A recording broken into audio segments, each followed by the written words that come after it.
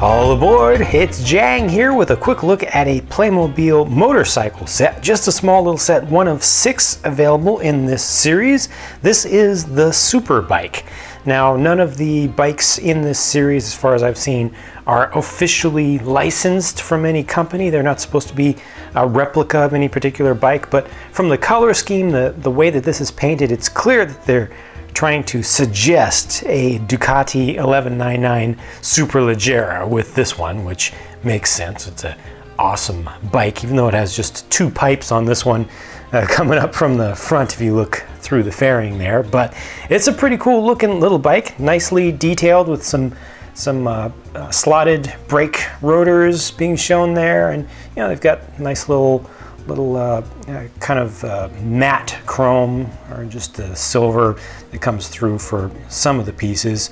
And it actually has real rubber tires, so these feel good and they roll very nicely. See, it's got the stand there in the center, which you can bring up completely. Allows you to lean it over, although it's not going, you know, you really have to hold it up with something if you want it to be posed leaning, because if you lean it to the side, it's ultimately just going to fall over. But it's good for kids who want to play and actually see that this thing is turning. And speaking of that, you can turn the front fork.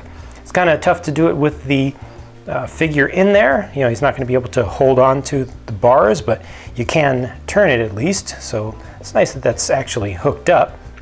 The windscreen is just snapped into place. Everything comes pre-assembled in this kit when you get it, except for the stand on the bottom. You just have to snap that in there, and then that's it. You can see a little bit more detail with the silver bits coming around the side, kind of like a side of an engine, and you can see more of it behind the fairing, and that's just from a shared piece that's used with, I believe, some of the other bikes as well, just to you know, save on production costs. They try to share some parts, but that's pretty smart, and it just makes it look like this is more detailed than it needs to be for this bike, and I appreciate it.